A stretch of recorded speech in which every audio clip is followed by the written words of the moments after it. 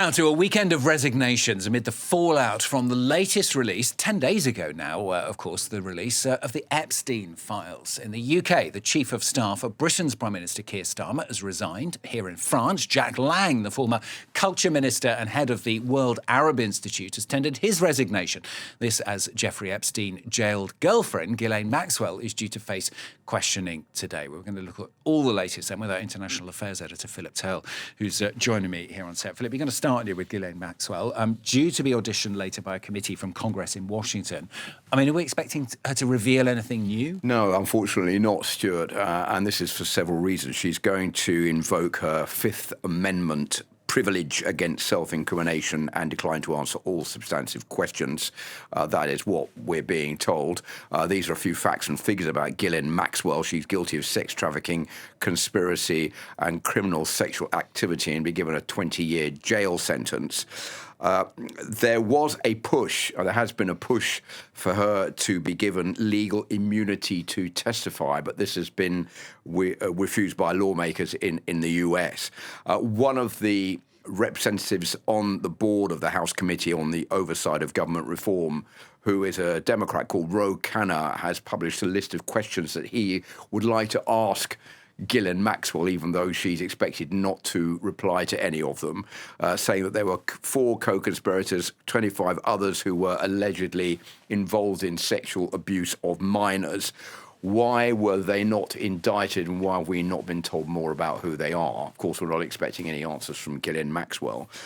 She's only expected to read out a prepared statement before the interrogation starts, but then will remain silent during the rest of it while she's asked questions. OK, we'll follow that for you, of course, here on France 24 as well. Let's talk about the French angle now, Philip. The resignation on Saturday, this was, of the head of the World Arab Institute. This is Jack Lang, followed an investigation into money laundering. Remind us then what he's accused of. OK, well, Jack Lang is very well-known political figure here in France. He was culture minister under François Mitterrand. He was then later on an education minister. He's been the head of the Arab World Institute for the last 13 years. He's now 86 years old. He said that he met Jeffrey Epstein through Woody Allen back in 2010 or 2011. This was after Jeffrey Epstein had been to jail on sexual offences against a minor. Now, Jack Lang is accused of, or there's an investigation going on into suspected money laundering because he received 2 amounts of money, 50,000 euros and 30,000 euros, which were given to him by Jeffrey Epstein for the making of 2 films, one about Jack Lang's period with François Mitterrand, the glory of Jack Lang, if you like, and then another one about Jack Lang's deceased daughter. Neither of those films, as far as we know, have been shown to the public, although we know that the one about Jack Lang's career has been made. And there, on top of this is another scandal concerning his daughter, who's called Caroline Lang, who is now 64. She was the former head of the Independent Production Union in France. She's resigned from that post.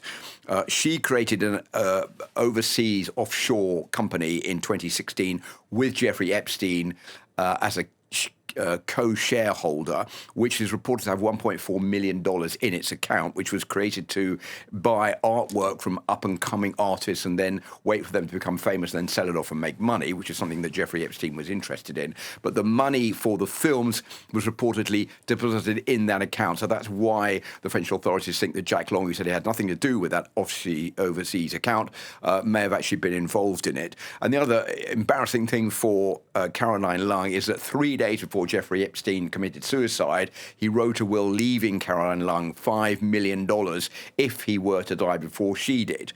So there is all this pressure on Jack Lang. He's now resigned as head of the Arab World Institute. He said, I have nothing to do with any of his sexual deviancy. We were just close friends. He was charming, agreeable, generous, cultivated, but that doesn't wash very well with the victims of Jeffrey Epstein or the position of someone who was holding this job as head of the Arab World Institute. That's why there was growing pressure within France for him to resign from that, even coming from the presidential office of François Mitterrand, something now that Jack Lang has done, but it hasn't stopped the investigation into exactly what his close contact was with Jeffrey Epstein and why he didn't know anything about Jeffrey Epstein's previous conviction for being a sexual predator, and just how much of a close relationship the two men had on exchanging money and gifts and ideas over that 15-year period.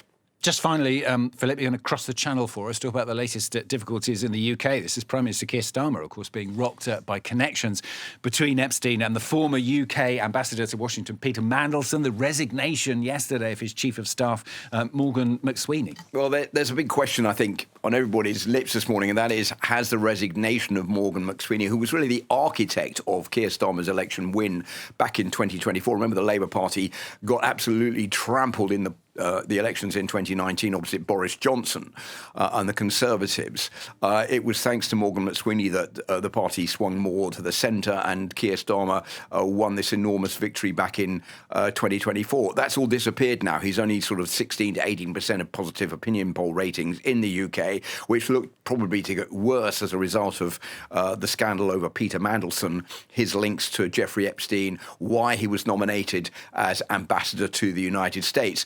So I think the question is, will the resignation of Morgan McSweeney protect Keir Starmer because he was the architect of the win? He was also a friend of Peter Mandelson's. It was Morgan McSweeney who proposed Peter Mandelson to the job of ambassador to the United States. Will that protect Keir Starmer, or will it leave Keir Starmer more vulnerable now and more open to attacks from within the Labour Party, where there are many people who are dissatisfied, angry and upset by the way this has happened? And the question is, why was the vetting process not sufficiently well done to make sure that Lord Mandelson never got the job of ambassador to the United States? It was Keir Starmer who named him. There was some problem down the line that should have been seen, should have been worked out. He should never have got the job he did. So the person who really is in the firing line is Keir Starmer. Now, there are a couple of things that he has in his favour. The first one is that he seems pretty much as though he may stay in place for the moment, at least until the upcoming local elections in the UK in a couple of months' time. We'll see how Labour does there. That might end Keir Starmer's reign as Prime Minister. But as far as the Labour Party goes, there's no one really vying for his job right now. There are a few candidates like Angela Rayner, for example, who would like to take over, but he's not under direct threat from a push within the Labour Party. What he could face is a vote of confidence or no confidence in the House of Commons, which could bring down the government, but we're not there yet. So for the moment, Keir Starmer has survived, but I think the question on everybody's lips today is, it's not when he's going to go or if he's going to do, but how much longer can he stay in number 10 before he actually